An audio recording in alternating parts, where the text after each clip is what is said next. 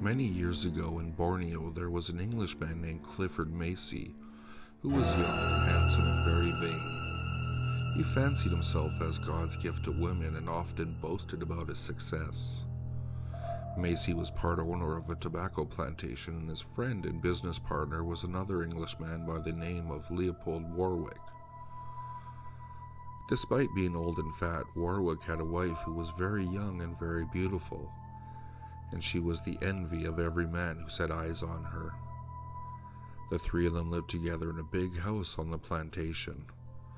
Macy slept in the first bedroom while Warwick and his wife slept in the second. It was rainy season and there was precious little to do. Macy was bored and he could find nothing that would keep him entertained. As time went on, he developed a passion for Warwick's wife and began to wish that he could have her for himself. He tried flirting with her, but she wouldn't have anything to do with him. One evening, when her husband was away, Macy made a pass at her, but she slapped his face. However, Macy was the kind of man who didn't take no for an answer.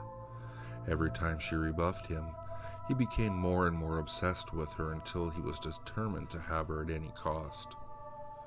Although his heart was burning with a white-hot passion, Macy had a devilish and cunning mind. He soon came up with a way to get Warwick out of the picture. In Borneo, there is a type of earwig that lives on waxy secretions. It had been a special liking for the human's ear. It is so small and light that it could be crawling on your face and you'd barely even feel it. If it gets into a man's ear, it creeps down the canal, unable to turn around, feeding as it goes and causing weeks of hellish torment until, well, I'm sure you can use your imagination. Macy paid two men a large sum of money and instructed them to creep into Warwick's bedroom in the middle of the night and place an earwig on his pillow. He went to sleep that night with a smile on his face and dreamed about the horrible fate that was about to befall his friend. The next morning, when Macy came down to breakfast, Warwick seemed bright and cheerful. He watched the old man closely, looking for any signs of discomfort. Just then, Macy felt a strange tickling sensation in his own ear. When he poked his finger into his ear, he discovered that he was bleeding. Jumping up from the table with a look of horror on his face, he shrieked, "The damn thing is in my ear!" It appeared that the men he paid had made a terrible mistake, and during the night, they had gone into the wrong room and placed the earwig in the wrong man's ear. That was the beginning of weeks of an unimaginable pain and agony. There was nothing the doctor could do for him. He lay in his room, tied to the bed with his wrist lashed to the headboard to prevent him from tearing his ears off. Day and night he withered and screamed as the earwig crept and crawled and twisted through his head, slowly driving him insane. Occasionally, when the earwig was resting, Macy would get a break from his torment, but when it woke up, he would scream and scream and scream some more. The pain was so unbearable that being flayed alive, burned at the stake, put on the rack, or even hanged by the neck would have been an act of mercy. Every time the doctor came to see him, Macy begged him to put him out of his misery. Then something very unexpected happened. Miraculously, the earwig crawled out of his other ear. Macy had come close to the brink of death, but he had survived the torment. When he was well enough to talk, the doctor came in to see him. "I suppose they're going to call the police and have me arrested now," said Macy. "No," said the doctor, "they're not calling the police." "Why not?" Macy demanded. "I suppose they're trying to avoid a scandal?" "No, they're trying to take pity on you. They know about your condition." "What do you mean?" "You see, the earwig was female," said the doctor, "and it laid eggs."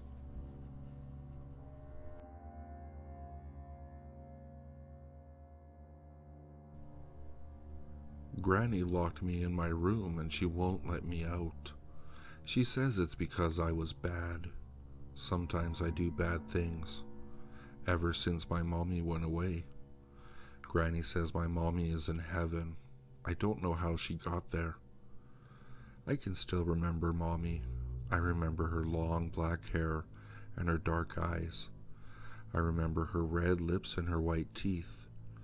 I remember her soft skin, and I remember the way she smelled. Her red dress still smells like her. It's hanging in the wardrobe in her bedroom. Granny keeps Mommy's room locked. She says I'm not allowed to go in there, but I know where she hides the key. Sometimes when Granny falls asleep, I sneak in there and smell Mommy's red dress. I have a friend called Marianne. She lives across the street. Sometimes she comes over to my house to play. She came over today. We were playing with dolls. Granny told me, "Don't go into your mother's room." "Okay," I said. When Granny took her nap, I told Marianne, "Let's play dress up." I took the key from my Granny's hiding place to unlock the door to Mummy's bedroom. We went inside. It was almost too dark to see. "This is where my mommy lives," I said. "You don't have a mommy," Marianne said. This made me angry. I opened the wardrobe and took out the red silk dress. "This is my mommy's dress," I said. I held it up to show her. "It stinks," Marianne said. "No, it doesn't," I said. "It smells like flowers." "It smells like dead things," she said. That made me even more angry. "Who's that?" asked Marianne. She was pointing at a picture. "That's my mommy," I said. "Isn't she beautiful?" "She's ugly," Marianne said. "She has creepy eyes and her teeth are weird." "No, she hasn't," I said. "She looks like the most beautiful girl in the world." "She looks like a dead thing," Marianne said. That made me the angriest of them all. I don't remember what happened then. I think I heard Marianne screaming. I don't remember why. It was dark and I almost couldn't see. I couldn't hear anything except Marianne screaming. I think something bad happened. Then I remember Granny shouting at me. She was crying too. She took the red dress off me.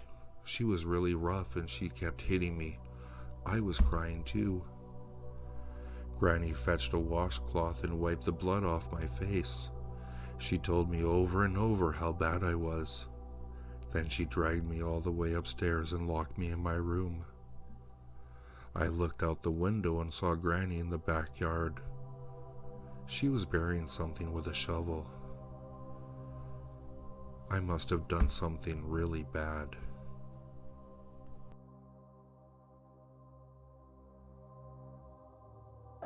If you like what you heard, please like, subscribe, and share with your friends. If you'd like to, you can follow me at Twitter. The handle is @FuzzyPantaloons, and I'll see you all next time.